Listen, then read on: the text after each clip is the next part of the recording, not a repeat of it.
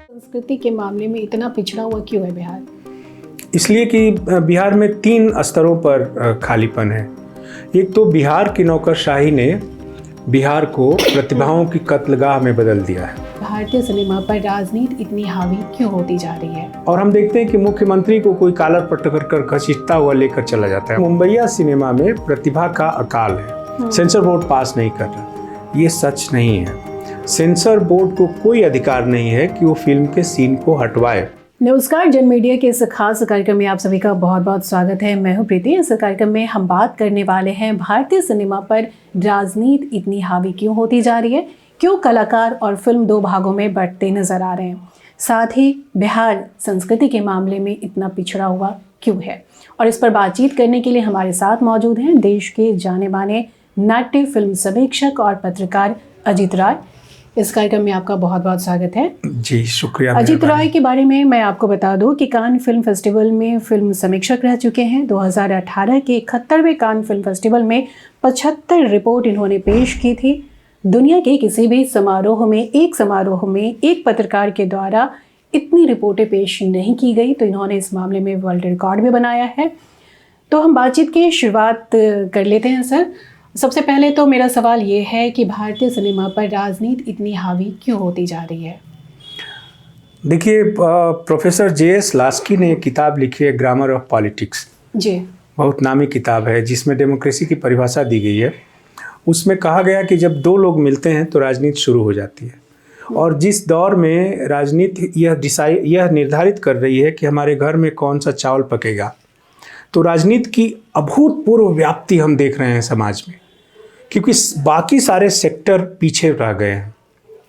और बिहार में तो खास तौर से, बिहार में तो केवल राजनीति है, बिजनेस है ही नहीं, और बाकी उद्यमिता नहीं है, बाकी कल्चर नहीं है, बाकी चीज़ें नहीं है, तो राजनीति है। तो खैर, राजनीति सिनेमा पर ये कब से शुरू हुआ है, लेकिन दुर्भाग्य ये है कि हिंदी सिनेमा ने आज तक जिन 2 विषयों को कभी नहीं समझा, उसमें एक राजनीति है, दूसरा मीडिया है।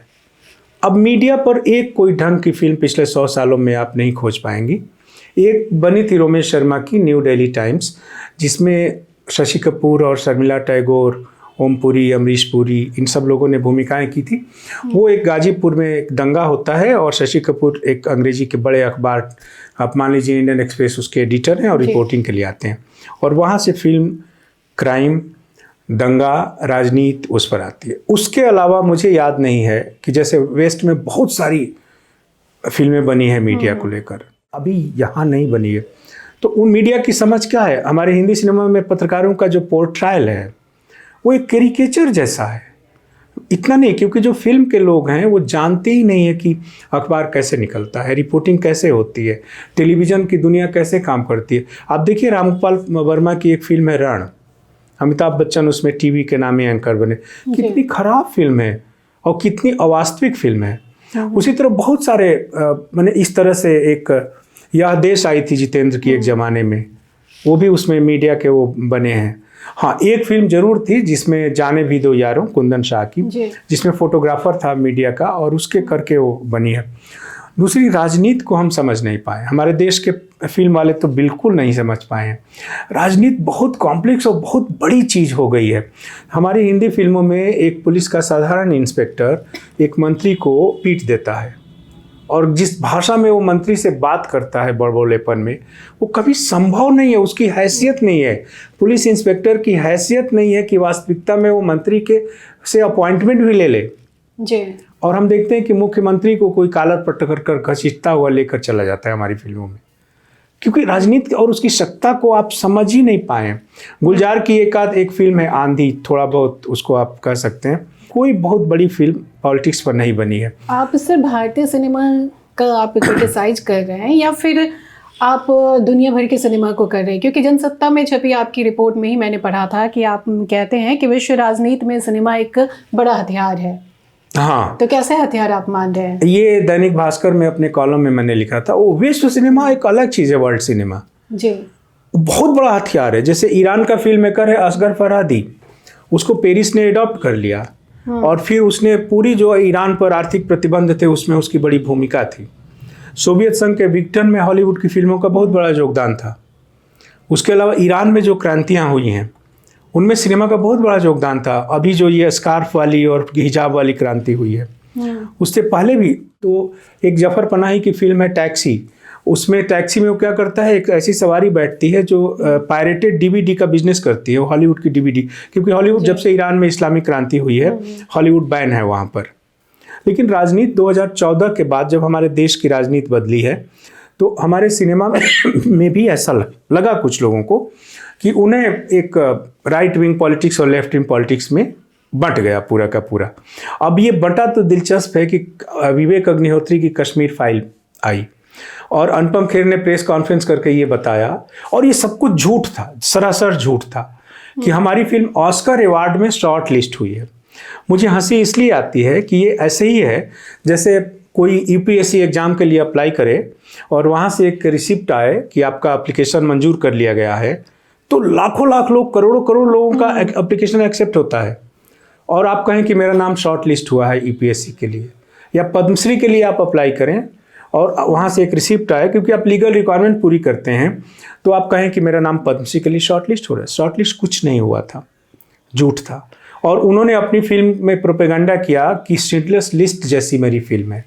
स्टीवन स्पीलबर्ग की शिंडलर्स लिस्ट और कश्मीर फाइल में मुख्य फ़र्क ये है कि शिंडलर्स लिस्ट में जर्मन नागरिक कहीं से भी विलेन नहीं है। हिटलर की नाजी फौज विलेन है, जो 60 लाख यहूदियों को हिटलर ने मरवाया था। जी। कश्मीर फाइल में मुसलमान विलेन है, एक भी ऐसे मुसलमान का पोर्ट्रेयल नहीं है। माने पिक एंड चूज है, आप यथार्थ को और सच को चुन लेते हैं, ये हमारे मतलब का है। और आपने एक ऐसी फिल्म बना दी जिसको देखकर सिनेमा हॉल में जय श्री राम के नारे लग रहे थे। जी। लेकिन इस फिल्म को राजनीति से प्रेरित माना जाता है। 100% राजनीतिक एजेंडा की फिल्म थी। जी। उसी तरह सुदीप्तो सेन की फिल्म केरला स्टोरी, उन लोगों को पता नहीं है मैं नहीं इनकार करता कि केरल में ऐसी घटनाएं हुई होंगी, एकाध हुई होंगी, लव जिहाद भी एकाध कहीं घटित हुआ होगा, लेकिन मैं उसको लव जिहाद नहीं मानता हूँ।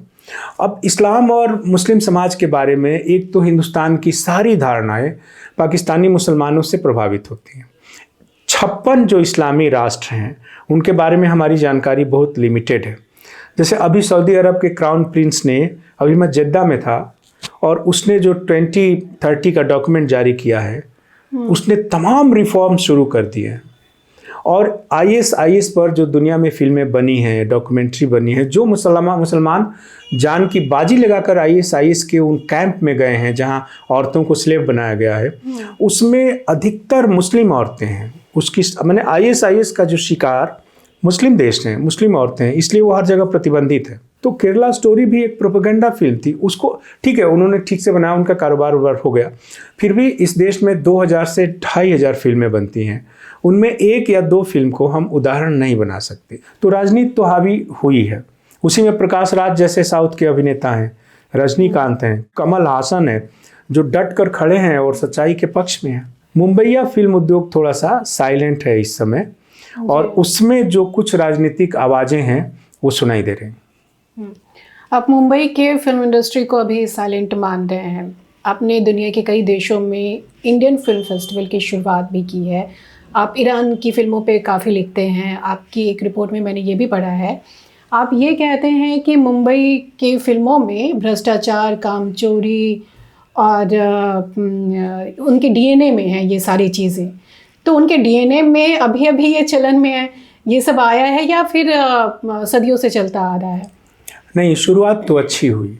दादा साहब फाल्के ने जो फिल्में बनाई, सत्य हरिश्चंद्र और राजा हरिश्चंद्र और ये सब, उसमें वो हमारी फिल्म भारतीय सिनेमा की शुरुआत सत्य के मूल्य से हुई और धर्म से हुई थी। बाद में इसमें बहुत बड़े बड़े कारोबारी आ गए।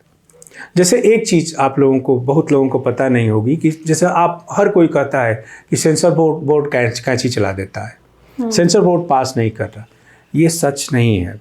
सेंसर बोर्ड को कोई अधिकार नहीं है कि वो फिल्म के सीन को हटवाए, वो केवल ग्रेडिंग देता है। उसका नाम है central board of film certification, वो सेंसर नहीं है। तो उसमें यू कैटेगरी, UA और A कैटेगरी दी जाती है। हमारे जो फिल्म निर्माता हैं वो चाहते हैं कि उनकी A कैटेगरी की फिल्म को जिसे सेंसर बोर्ड के अनुसार वो एक कैटेगरी की फिल्म है, वो चाहते हैं यूए मिल जाए। क्यों यूए मिल जाए? क्योंकि टेलीविजन पर वही फिल्म दिखाई जा सकती है जो यूए कैटेगरी में हो। तो सेंसर बोर्ड कहता है कि यदि ये सीन आप निकाल दें तो हम यूए दे सकते हैं, और वो निकालते हैं। उनकी मर्जी है, वो ना निकालें और ए सर्टिफिकेट लेकर फिल्म दिखा दें। जैसे ओ माई गॉड 2 फिल्म आई थी सेक्स एजुकेशन पर, वो तो ए सर्टिफिकेट के साथ रिलीज हुई। तो ये मुंबई में वो भ्रष्टाचार थोड़ा सा है, काम चोरी है, लोग उतनी मेहनत से फिल्में नहीं बनाते हैं, और ऐसा कोई सपोर्ट सिस्टम सिनेमा को नहीं है, क्योंकि सिनेमा अभी उद्योग नहीं बना है, इंडस्ट्री नहीं बना है। मैं बार बार कई मंचों से कह चुका हूं कि यदि मैं एक जूते की फैक्ट्री खोलना चाहूं तो बैंक मुझे लोन देगा, लेकिन मैं एक फिल्म बनाना चाहता हूं तो बैंक लोन नहीं देगा। इसीलिए तो पूरा का पूरा जो हमारा बॉलीवुड है वो हिंदुजा के पैसे से बना, क्योंकि उस समय कोई लोन मिलता ही नहीं था, पैसे ही नहीं थे। राज कपूर को यदि हिंदुजा ने पैसे नहीं दिए होते तो बॉबी बन ही नहीं पाती, जिससे उनका सारा कुछ आगे बढ़ा। सिनेमा यथार्थ और कल्पना के बीच का प्रतिबिंब है। फिर भी देखा जा रहा है कि बाजार, मीडिया, राजनीति और तकनीक इतनी हावी होती जा रही है कि आप यथार्थ और कल्पना के बीच के अंतर को समझ नहीं पा रहे हैं। ये मुश्किल हो रहा है दर्शकों के लिए, आपको ऐसा नहीं लग रहा है? ऐसा भी है, जैसे मान लीजिए बहुत सारी फिल्में टेक्नोलॉजी ड्रिवन है, और अब उनको टेक्नोलॉजी आपको एक आर्ट एंड एस्थेटिक्स से थोड़ा सा अलग ले जाती है, वो एक चमत्कार में बदल देती है चीज़ों को। हॉलीवुड में बहुत सारे ऐसे चमत्कार हुए हैं, स्टार वार्स जैसी फिल्में बनी हैं अभी भी बन रही हैं, लगातार लोग बना रहे हैं। जैसे टॉप गन मैवेरिक बनी थी टॉम क्रूज की, लेकिन ये एक छोटा सा हिस्सा है। और वो फिल्में जैसे गणपत फिल्म आई थी इन लोगों की, गणपत फ्लॉप हो गई, बहुत सारी फिल्में फ्लॉप हो गई। हाँ, जो एनिमल फिल्म आई है संदीप रेड्डी वांगा की, उसने 1000 करोड़ का कारोबार कर लिया। लेकिन आप सोचिए 2500 फिल्मों में से एक फिल्म 1000 करोड़ का कारोबार करती है, और साल भर की 2500 फिल्मों में से 5 फिल्में ही 500 का कारोबार करती है। तो वो हमारा उदाहरण नहीं बन सकता। इसलिए अभी भी जो जेन्युइन फिल्म मेकर हैं वो ठीक से फिल्म बना रहे हैं। जैसे श्री राम राघवन की फिल्म है मैरी क्रिसमस, विधु विनोद चोपड़ा ने 12th फिल्म बनाई। पहले उसका बजट 5 करोड़ था, 5 करोड़ था, तो फिर उनको लगा होगा कि 5 करोड़ तो बेइज्जती है, इतने बड़े फिल्म मेकर की फिल्म 5 करोड़ की फिल्म बना रहे हैं। फिर 12 करोड़ कहा, अब गूगल पर 20 करोड़ वो शो कर रहा है, लेकिन फिर भी उसने 60 करोड़ से ज़्यादा कारोबार किया। तो 20 करोड़ की फिल्म 3 गुना मुनाफा कमाती है 60 करोड़, और मान लीजिए 500 करोड़ की फिल्म 700 करोड़ कमाती है, तो किसने मुनाफा कमाया? 20 करोड़ वाली ने कमाया ना 3 गुना, लेकिन हमें 700 करोड़ दिखता है। जी, हम बॉलीवुड की बात कर रहे हैं, और बॉलीवुड को लेकर ये मेरा आखिरी सवाल है कि बॉलीवुड हॉलीवुड से प्रभावित हो जाता है, साउथ की फिल्मों से प्रभावित हो जाता है, उसका नकल करता है, बहुत सारी चीज़ें बॉलीवुड में देखी जा रही है, लेकिन ईरान की फिल्मों से प्रभावित क्यों नहीं होता है बॉलीवुड? आपको कोई याद है कि साउथ में कोई बॉलीवुड की फिल्म की रीमेक बनी हो? इसका मतलब साउथ की ही फिल्मों की रीमेक हिंदी में बनती है, चाहे मलयालम हो चाहे तमिल हो। इसका मतलब कि मुंबईया सिनेमा में प्रतिभा का अकाल है। जो फिल्में अच्छी बन जाती हैं वो तुक्का लग जाता है। मेरा मानना है कि देश की सर्वश्रेष्ठ प्रतिभाएं अभी फिल्म निर्माण में नहीं लगी हैं। इसकी वजह ये है कि हमारे यहाँ फिल्म ट्रेनिंग इंस्टीट्यूट नहीं है। 140 करोड़ के देश में एक ही FTI आई है, पूना, या सत्यजीत रे फिल्म इंस्टीट्यूट कोलकाता जी, या सुभाष घईवाला, तो आप एफोर्ड ही नहीं कर सकते। 25 लाख रुपए हर साल की फीस एक आम भारतीय मध्य वर्ग कैसे दे सकता है फिल्म की ट्रेनिंग के लिए? तो हमारे शिक्षा व्यवस्था में फिल्म सिनेमा शामिल नहीं है, इसलिए अनपढ़ और तुक्के वाले और उसी तरह से प्रोडक्शन जो होता है। कुछ अभिनेता अच्छे हैं सर, जो अभिनेता अच्छे हैं जो कि नेशनल स्कूल तो पढ़ के गए हैं ना जी, लेकिन अनपढ़ लोगों की भरमार है। निदेशक भी वहाँ से पढ़ के गए हैं, लेकिन ये अपवाद है। तो अभी आने वाले 10 वर्षों में जब हिंदुस्तान के नौजवान, लाखों नौजवान जब कैमरा उठाएंगे और अपना अपना सिनेमा लेकर आएंगे, तब एक भारतीय सिनेमा का पूरा परिदृश्य सामने आएगा। लेकिन मुझे डाउट है कि उसमें बिहार कहीं होगा। जी, मैं बिहार पर ही आने वाली हूँ सर। बिहार में संस्कृति के मामले में इतना पिछड़ा हुआ क्यों है बिहार? इसलिए कि बिहार में 3 स्तरों पर खालीपन है। एक तो बिहार की नौकरशाही ने बिहार को प्रतिभाओं की कत्लगाह में बदल दिया है। मैं दोबारा रिपीट कर रहा हूँ, बिहार की नौकरशाही ने बिहार को प्रतिभाओं की कत्लगाह में बदल दिया है। और जो लोग उन पदों पर बैठे हैं उनको कोई समझ नहीं, न सिनेमा की समझ है, न संस्कृति की समझ है, न रंगमंच की समझ है, और वो अपने कलम से रूल करते हैं और डिसीजन लेते हैं। तो सरकारी स्तर पर कल्चर को कोई पैटर्नाइजेशन बिहार में नहीं है जैसा दूसरे स्टेट्स में है। इसका उदाहरण मैं बता देता हूँ कि जैसे केरल एक स्टेट है। केरल में इस समय दुनिया का जितना पैसा देश में आता है कल्चर में, उसका 60% केवल केरल में जा रहा है। दुनिया का पैसा, हिंदुस्तान का नहीं। और हिंदुस्तान का जो जितनी ग्रांट है, आप देख लीजिए रिपर्टरी ग्रांट, उसका सबसे ज़्यादा हिस्सा कर्नाटक को जाता है। और बिहार में करप्शन भी होगा और बिहार में कामचोरी भी होगी। बिहार में कोई एक एक्सीलेंट वर्क कोई कर रहा हो वो मुझे दिखाई नहीं देता। तो सरकार से कोई सपोर्ट नहीं है। नौकरशाही यहाँ की आपराधिक मतलब रूप से नौकरशाही उसके लिए जिम्मेदार है कि यहाँ संस्कृति सचिव या संस्कृति निदेशक या किसी संस्थान का हेड, आपको वर्षों खाली पद पड़े रहते हैं संगीत नाटक अकेडमी के, कोई होता ही नहीं, लड़ रहे हैं सब आपस में। दूसरा, कोई भी कला और संस्कृति समाज के सपोर्ट के बगैर नहीं बढ़ती। जैसे एक अशोक वाजपेयी ने भारत भवन बनाया, उस समय इंदिरा गांधी ने सभी राज्यों को एक ग्रांट ऑफर की थी कि आप एक भारत भवन जैसी चीज़ बनाइए। केवल वहाँ बना भोपाल में, और एक दूसरा बना जवाहर कला भवन जयपुर में बना। बिहार में क्यों नहीं बना? क्योंकि किसी राजनीतिक नेतृत्व को चिंता ही नहीं थी कि कुछ ये भी होना चाहिए। सर, आप हर नाकामियों के पीछे सरकार को दोष तो दिया ही जाता है, उसकी जिम्मेदारी, उसकी जवाबदेही सरकार पर तो थोपी ही जाती है, लेकिन समाज की भी तो कोई जिम्मेदारी है ना सर। आप भी इतने बड़े फिल्म समीक्षक हैं, आप दुनिया भर के कई देशों में जाकर आपने हिंदी सिनेमा का अपने फिल्म फेस्टिवल का शुरुआत करवाई है। आपने बिहार के लिए कभी क्यों नहीं सोचा? बिहार से न सिर्फ आप हैं बल्कि बहुत अच्छे अच्छे बड़े बड़े कलाकार बॉलीवुड में जा चुके हैं, दुनिया के कई देशों में जा चुके हैं और बहुत बढ़िया कर रहे हैं। तो बिहार ज़हन में क्यों नहीं आता है? बिहार से निकल जाने के बाद क्यों नहीं यहाँ की संस्कृति की याद आती है? देखिए, जिस समय लालू यादव की सरकार थी उस समय कोई नाम नहीं आ रहा है, एक संस्कृति मंत्री थे सहरसा के।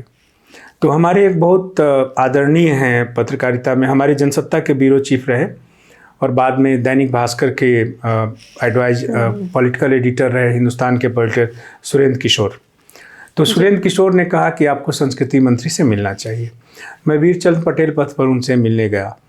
उसके मैं बिहार में 2-4 चीज़ें करना चाहता था। जैसे एक तो मैं यहाँ एक ड्रामा स्कूल के बारे में, एक फिल्म स्कूल के बारे में, एक मीडिया का अच्छा इंस्टीट्यूट नहीं। अब वो पता है दिल्ली में 60% मीडिया में जो लोग हैं वो बिहार के हैं। किसी का भी नाम लो तो बड़ी बड़ी पदों पर रहे हैं, अब रिटायर हो रहे हैं लोग, लेकिन एक ढंग का Indian institute of mass communication Delhi में ही क्यों होना चाहिए? बिहार में होना चाहिए ना, जब पत्रकारिता इतनी है। नहीं है। ड्रामा स्कूल नहीं है, जबकि हमारे थिएटर हर साल बिहार से लोग ड्रामा स्कूल में चुन कर जाते हैं, नेशनल स्कूल ऑफ ड्रामा में। बिहार में नहीं है ना। और फिल्म स्कूल FTI में कितने लोग पहुंच पाते हैं? रेयर। तो मैं उन संस्कृति मंत्री से मिलने गया और मुझे इतनी निराशा हुई क्योंकि वो सहरसा को ही पूरा स्टेट और राष्ट्र समझ रहे थे। उनके लिए बिहार का मतलब था सहरसा। वो कह रहे थे कि सहरसा में कुछ कीजिए। उसी तरह से जितने भी संस्कृति मंत्री हुए, मैं उनसे मिलता रहा हूँ और बात करने की कोशिश की थी, क्योंकि समाज सबसे ज़्यादा जिम्मेदार है। क्या बिहार के समाज ने किसी भी पॉलिटिकल पार्टी से ये डिमांड की कि संस्कृति पर भी ध्यान दें? नहीं की ना, क्योंकि पॉलिटिक्स और क्राइम इतना हावी है यहाँ पर। तो मैंने कई बार बिहार आकर काम करने की कोशिश की, लेकिन मेरी हिम्मत नहीं हुई। जिस तरह का माहौल है। हाँ, बाद में जब बिहार म्यूजियम बना, अंजनी कुमार सिंह ने, इनका बहुत बड़ा कंट्रीब्यूशन। बिहार में कोई एक चीज़ इंटरनेशनल लेवल की है तो वो है बिहार म्यूजियम, वैसा देश में नहीं है। उन्होंने ज़रूर कहा कि तब तक मैं यूरोप में जा चुका था, मेरे सारा आधा समय यूरोप में बीतने लगा फिर, लेकिन शुरू में मैंने 10 साल लगातार कोशिश की खुद कि यहाँ आकर मैं कम से कम ये सब करूं, लेकिन माहौल नहीं था उस तरह से करने का। समाज को आगे आना चाहिए। जैसे 3-4 प्रयास हुए समाज के। एक तो संजय सहाय ने अपनी जेब से 2001 में करीब 5 करोड़ रुपए खर्च करके, बहुत उस समय 5 करोड़ बहुत बड़ी राशि थी, एक कल्चर सेंटर खोला गया में। वो कल्चर सेंटर की कैंटीन से लेकर टॉयलेट तक ऐसा लगता था पेरिस का है। तो जो जाता था कल्चरल शॉक लगता था वहाँ। रेनेसां, उनका नाम भी रेनेसां फ्रेंच वर्ड है, यानी कि नवजागरण, वो रखा गया। वहाँ देश के सारे बड़े बड़े थिएटर डायरेक्टर, गौतम घोष से लेकर ओमपुरी तक, सब लोग वहाँ आए और हम लोगों ने वहाँ बहुत सारे काम किए। दूसरा सुमन सिन्हा ने, वो उसी समय सुमन सिन्हा गया जाते थे देखने, कनस्तर में रसगुल्ले भर भर कर। सुमन सिन्हा ने रीजेंट सिनेमा के मालिक हैं। रीजेंट सिनेमा 1929 का है और उनके चाचा शिवेंद्र सिन्हा 60s में पहले बिहारी आदमी थे जिन्होंने थिएटर और सिनेमा की पढ़ाई के लिए लंदन गए वो, और उनको फुल फ्लेज फेलोशिप मिली। वहाँ से आकर उन्होंने एक फिल्म बनाई 72 में, फिर वही या क्या नाम था, उसको नेशनल अवार्ड मिला, पहले नेशनल अवार्ड ही थे, और आज कोई जानता भी नहीं है उनको। उन्होंने किस्सा कुर्सी का बनाई, जिसको संजय गांधी ने रील ही जलवा दी पूरी की पूरी, बहुत आपको याद होगा उस जमाने में। और तो सुमन सिन्हा ने एक कल्चरल स्पेस बनाया है, हाउस ऑफ वैरायटी, बहुत उम्दा, और वो इन्वेस्ट कर रहे हैं। वहाँ कॉन्फ्रेंस रूम है, वहाँ थिएटर है, वहाँ फिल्में दिखाने का है, और बड़ी योजना है उनके, वो काम कर रहे हैं। डीपीएस के संजीव सिंह ने एक अपना कल्चरल स्पेस बनाया है। जो गवर्नमेंट ने जो कल्चरल स्पेस बनाया है, ज्ञान मंच या जो कहते हैं, इतना महंगा है कि आम आदमी उसको अफोर्ड ही नहीं कर सकता। आपके उपेंद्र महारथी संस्थान का क्या हाल है, आप देखिए, कहीं से उपेंद्र महारथी संस्थान की जो औरतें हैं जो मिथिला पेंटिंग बनाती हैं, उनमें से 4-5 लोगों को पद्मश्री मिला हुआ है जी। लेकिन आप जाएंगे तो आपको रुलाई आएगी वहाँ। अभी मैंने सुना था कि जो एमपी थे आरसीपी सिन्हा, उन्होंने एक साथ 35-36 लाख अपने फंड दिए थे, तो उसको रिनोवेशन की बात चल रही थी। हमने संस्थाओं का किया क्या? तो बिहार में समाज से कोई जैसे यहाँ कोई नाटक करना चाहे, कोई टिकट लेकर नाटक ही नहीं देखने जाएगा। भोपाल में एक अशोक वाजपेयी ने चमत्कार किया, और मध्य प्रदेश आज भी लीड कर रहा है हिंदी प्रदेशों में कल्चर में, क्योंकि भारत भवन, हमारे बिहार में भारत भवन क्यों नहीं बन सकता, जबकि वो तो केंद्र सरकार के पैसे से। एक और आपको एक डेटा मैं देता हूँ, जो मैंने अपने जब जनता में था तो मैंने रिसर्च किया था। सेंटर और स्टेट के बीच जो जॉइंट वेंचर होते हैं, उसमें सेंटर की शर्त होती है कि 10% स्टेट लगाए और 90% सेंटर लगाए। इस कारण से जो कल्चर की जो पूरी फंडिंग है वो बिहार में आनी बंद हो गई, क्योंकि बिहार सरकार ने कोई उसके इनिशिएटिव नहीं लिया। तो फंडिंग कहाँ गई? हो गई मध्य प्रदेश, राजस्थान, उत्तर प्रदेश और थोड़ा बहुत और दूसरे राज्यों में गई जी। तो यहाँ तो कुछ हुआ नहीं। सर, हम बिहार की बात करें तो बिहार में भोजपुरी सिनेमा की भी बात करनी तो बहुत ज़रूरी हो जाती है। अभी भी अश्लीलता का दौर वो जारी है भोजपुरी सिनेमा में, तो आपको नहीं लगता है कि इस पर कुछ करने की ज़रूरत है, खास करके आप जैसे फिल्म समीक्षकों को? भोजपुरी सिनेमा वाकई अश्लीलता के दौर में, उसकी वजह है कि भोजपुरी क्षेत्र में सामंतवादी मानसिकता इतनी ज़्यादा है कि वो औरतों को वस्तु से अधिक देखने को राजी नहीं है। मैं इनके महान भोजपुरी के गीतों से सहमत नहीं हूँ, सॉरी। उन गीतों में क्या है? उन गीतों में स्त्रियों का चित्रण किस रूप में हुआ है? या जो लोग लहंगा उठाओ रिमोट से गा रहे हैं, ये तो अभी की बात है सर। लहंगा उठाओ जो हमारे संसद भी हैं, ये अभी की बात है। लेकिन हम थोड़ा पीछे जाएं तो द्विवेदी रमता जी, फिर भिखारी ठाकुर, भोजपुरी में इन्होंने काफी काम किया है। बहुत अच्छा। भिखारी ठाकुर का रिवाइवल कहाँ हुआ? एक संजय उपाध्याय का विदेशिया है, भिखारी ठाकुर, या महेंद्र मिश्र के शारदा सिन्हा ने जब तक नहीं गाया था तब तक महेंद्र मिश्र को कौन जानता था, लेकिन शारदा सिन्हा ने उनका रिवाइवल किया, बाद में बहुत सारे लोग। लेकिन अधिकतर भोजपुरी में जो वीडियोज हैं या जो रील्स बन रही हैं इतने अश्लील हैं कि वो एक समाज को मनोरोगी बना रहे हैं। मैं सेंसरशिप के खिलाफ हूँ। वजह क्या है सर? क्योंकि हम मलयालम फिल्मों में देखें, बंगाली फिल्मों में देखें तो उन फिल्मों में जीवन की यथार्थ दिखती हैं, लेकिन भोजपुरी फिल्मों में जीवन की यथार्थ वो इसलिए नहीं दिखती क्योंकि भोजपुरी फिल्में मुंबईया हिंदी फिल्मों की C grade D grade copy बन रही हैं। उसी तरह के एक्शन, उसी तरह के दृश्य, उसी तरह का उत्तेजक। अच्छी फिल्में भी तो बनी है सर भोजपुरी में, तो बहुत पहले 62 में जी, गंगा मैया तोहरे पियरी, तो 40 साल वो और 25 साल ये। 65 साल हो गए उसके। पिछले 10 सालों में तो कोई अच्छी भोजपुरी, एक देशवा बनी थी, कोई ठीक ठाक फिल्म थी। लेकिन उस फिल्म को भी तो राजनीति से प्रेरित माना गया सर। वो माना गया फिल्म की, उसमें ये दिखाया गया कि लालू यादव का जंगल राज था, नीतीश कुमार के आते ही स्वर्ग हो गया बिहार। तो ऐसे थोड़े सिनेमा चल सकता है। सिनेमा जब तक आपके जीवन की संवेदना को, जीवन की कहानियों को, जीवन के संघर्ष को, जीवन के जो सारे जो महत्वाकांक्षाएं हैं, जो जीवन की चीज़ें नहीं हैं, सिनेमा नहीं बन सकता। जी, मैं आपको ये कहूँगा, मैं बिहार के नौजवानों से अपील करूँगा कि वो अपनी सरकार से और अपने समाज से संस्कृति की मांग करना शुरू करें। वो कहें कि उनके स्कूलों और कॉलेजों में फिल्म स्टडीज़ और थिएटर स्टडीज़ और ये सब शुरू किया जाए, क्योंकि सिनेमा में रोज़गार के अभूतपूर्व अवसर हैं। यदि आप रोज़गार को भी देखें, आपके यहाँ फिल्म सिटी की बात शुरू हुई, क्या हुआ? ख़त्म। तो कुछ तो यहाँ हो ताकि यहाँ के लोगों को मुंबई ना जाना पड़े। बिहार में इतनी कहानियाँ हैं, इतनी चीज़ें हैं। सिनेमा के लिए सबसे अच्छा क्लाइमेट बिहार में है। इंफ्रास्ट्रक्चर की बात मैं नहीं करता हूँ, मैं उसके इंटेलेक्चुअल कंटेंट की बात कर रहा हूँ।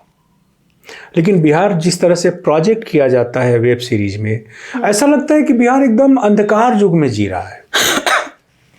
महारानी में क्या प्रोजेक्ट किया गया है जी, उससे पहले एक पुलिस का कोई सीरियल आया था, पुलिस के और उस पर आया था।